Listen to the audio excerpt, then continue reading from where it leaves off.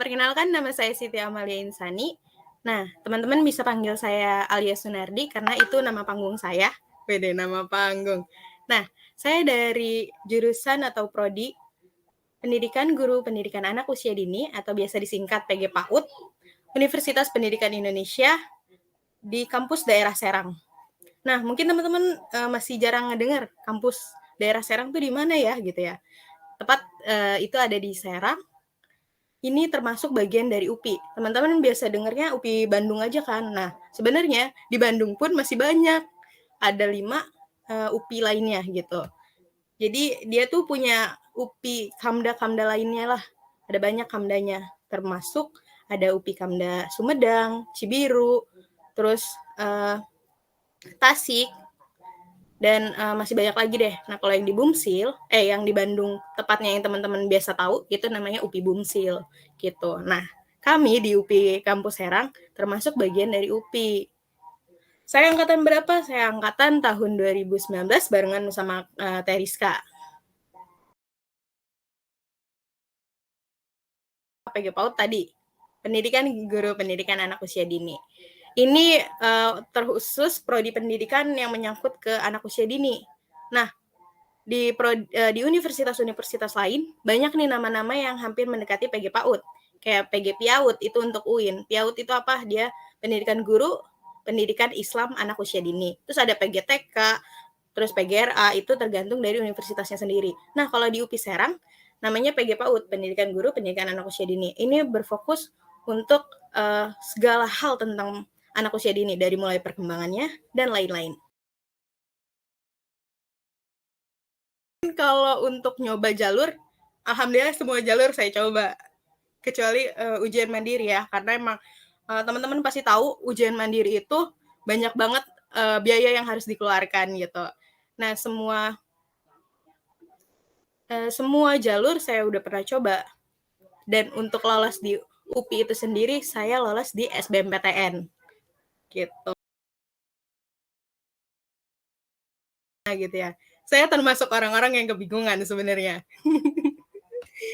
Ya, mungkin kalau dari, saya SMA mau jurusan ini, SMA kelas 1 pengen misalnya metalurgi, terus selanjutnya pengen ke kesejahteraan masyarakat, atau selanjutnya pengen ke kesejahteraan dan konsumen gitu kan. Lalu berubah, misalnya kepikiran biologi atau apa, tapi ternyata pas benar-benar ini tuh Allah yang membolak-balikan hati mungkin ya. Jadi kepikiranlah saat SBMPTN untuk memilih PG PAUD. Sebenarnya ini juga PG PAUD adalah jurusan kedua saya, gitu. Karena sebelumnya bukan PG PAUD yang di pilihan pertama, bukan PG PAUD, tapi konsen ke yang saya yang dari dulu saya konsistenin gitu untuk saya ambil gitu.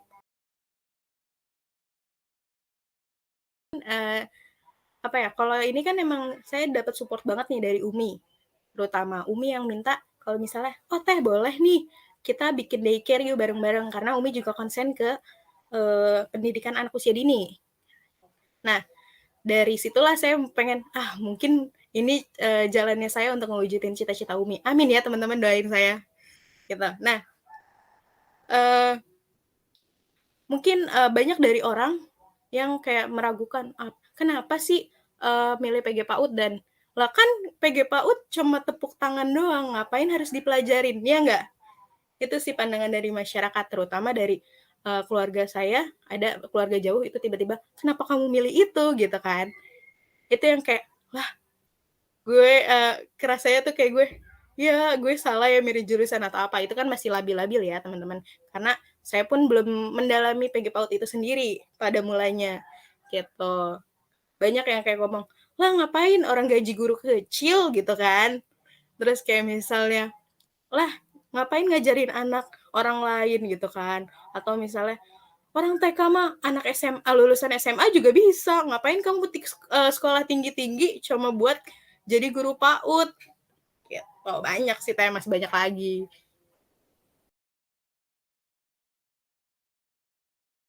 Kalau saya pas pertama kali masuk di UPI, sebenarnya yang saya sorot bukan dari PG PAUD ya malah teh. Saya sorot adalah di UPI sendiri ada namanya tutorial PAI. Nah itu, jadi sebelum menjadi pendidik, itu kita harus mendalami ilmu agama Islam kita gitu. Nah itu yang lumayan menurut saya agak makan waktu banyak sih, karena kita pendidikannya 3 bulan, itu harus datang tiap minggu gitu kan. Nah selanjutnya ada itu juga, ada kalau dari PG PAUD itu sendiri, kita pertama-tama kayak konsep dasar anak usia dini. Yang tadi saya sebutin, anak usia dini itu sebenarnya dari 0 sampai dengan 6 tahun. Lalu selanjutnya kita kayak ngebahas perkembangan anak usia dini. Kita juga ngebahas loh tentang gizi apa yang mencukupi untuk perkembangan anak nantinya gitu. Jadi nggak boleh asal makan atau misal asal ya udah, oh mungkin dari masyarakat masih banyak nih yang suka ngasih makanan pisang ke anak. Itu juga kan sebenarnya tidak boleh gitu kan. Terus kita bukan hanya itu, tapi kita juga mempelajari matematika untuk anak usia dini. Terus udah itu kayak kita mempelajari setiap perkembangannya seperti apa, karena stimulasi yang kita berikan itu harus sesuai dengan perkembangan anak gitu kan. Nah lalu ada ininya teh, literasi ICT atau literasi bagaimana mengajarkan teknologi ke anak. Itu biasanya kita buat aplikasi. Nah jangan salah teman-teman, mungkin teman-teman kayak, wah aku harus masuk teknik untuk bisa bikin aplikasi dan lain-lain. Enggak, teman-teman bisa masuk PG PAUD hanya demi buat aplikasi gitu. Terus ada juga setting kelas, karena kan kelas harus nyaman ya. Setting kelas, bagaimana menerapkan anak usia dini, dan apa ya, mungkin yang saya dulu, jurusan yang saya pengenin kan misalnya konseling ya Teh ya. Ternyata di PG PAUD juga ada konseling. Jadi PG PAUD adalah paket komplit untuk saya. Kenapa? Karena ada tentang gizinya saya dapat, tentang konselingnya saya dapat, tentang apa sih anak berkebutuhan khususnya pun saya dapat gitu. Nah, yang enggak apa ya, benar-benar skema yang Allah berikan ini sangat ciamik deh, sangat cantik banget gitu ya. Apa yang saya mau ada di PG PAUD. Ada yang benar-benar baik, baiknya mungkin kelewatan kali ya, benar-benar baik banget. Ada yang benar-benar ngasih nilainya, ya udah yang penting mahasiswa melakukan apa yang saya perintah gitu. Dan saat berdiskusi pun apa ya, tidak ada pembatasan sama sekali gitu. Ada juga yang kayak mungkin saya nggak bisa nyebutin MK-nya, tapi maksudnya yang ke arah teknik-teknik tadi itu agak lebih sulit banget dapat nilainya. Karena apabila kita gagal untuk nge-coding atau apa, ya sudah berarti produknya gagal gitu. Tapi untuk PG PAUD itu sendiri, biasanya pasti lulusannya apik lah dalam mengajar gitu. Terus punya kreativitas yang tinggi, karena kita apa ya, di setiap semesternya mungkin ya, diharuskan membuat alat peraga edukatif gitu. Sehingga memanfaatkan media yang ada untuk dimanfaatkan oleh para guru yang ada di luar sana gitu. Terus pokoknya kita dididik untuk ini sih, lebih kreatif, dan juga saat ini mungkin masih kurang untuk artikelnya, tapi karena di tahun ini sudah ada perubahan-perubahan yang signifikan, sehingga insya Allah doakan lebih banyak lagi untuk karya tulisnya gitu Teh. Terus kalau untuk kelebihan lainnya adalah saat kita lulus itu lulusan dari Universitas Pendidikan Indonesia, apalagi dari jurusan PG PAUD, 100% tidak ada yang menganggur Teh. Gitu. Untuk tadi ya lulusannya gimana sih, harus jadi pendidik aja atau enggak? Tentu enggak teman-teman. Teman-teman masih bisa dibebaskan mau ngambil apapun. Teman-teman bisa kerja di Kementerian Perlindungan Anak, itu bisa teman-teman. Terus kayak teman-teman mau lanjutin S2 untuk jadi dosen, itu bisa banget. Terus teman-teman mau jadi wirausahawan, itu juga bisa. Karena dari contoh-contoh alumni dari kami itu ada yang menjadi wirausaha pemilik perkebunan kopi, terus ada yang jadi dosen di PTN gitu. Terus ada juga yang mengembangkan sayapnya di apa ya namanya, pengelolaan TK. Jadi dia punya punya daycare bener, daycare. Sedangkan daycare itu nih saat ini sedang diminati banyak orang, apalagi di metropolitan gitu ya, ibu kota itu lagi butuh banget karena banyak dari orang tua yang kerja gitu. Jadi anaknya perlu dititipkan untuk dilatih dan di stimulus lagi gitu. Karena kalau misalnya ditinggal orang tuanya kan anak nggak ada rangsangan sama sekali dalam perkembangannya gitu.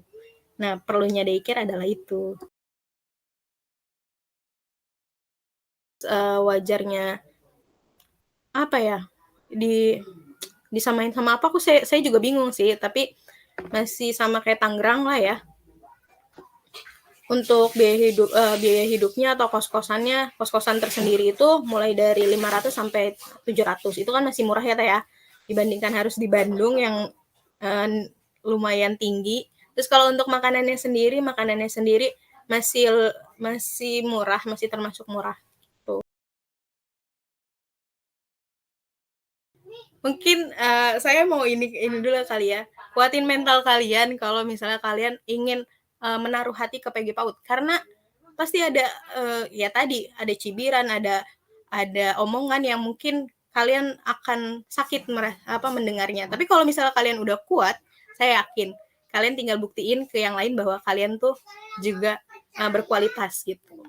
Nah, selain mental, mungkin teman-teman juga pastiin bahwa niat teman-teman masuk PG PAUD tuh apa gitu kan. Nah, kalau ingin mencerdaskan anak bangsa, silahkan gitu. Karena teman-teman tahu kalau misalnya perkembangan anak atau misalnya kecerdasan anak itu ada di masa golden age atau masa-masa 0 sampai 6 tahun. Jadi apapun yang berdampak kepada anak itu yang akan dikenang adalah 0 sampai 6 tahun. Jadi kalau misalnya 0 sampai 6 tahunnya dia gagal, maka akan berdampak sepanjang umur dia gitu. Sedangkan kalau yang lain kan kalau saat udah dewasa kan bisa di healing gitu ya. Kalau anak usia dini bisa nggak? Kan belum tentu gitu tuh. Mungkin itu aja sih, siapin mental ya teman-teman. Terus berkreasilah sesuai apa yang dibutuhkan, apa yang kalian inginkan, apa yang ingin kalian sampaikan gitu.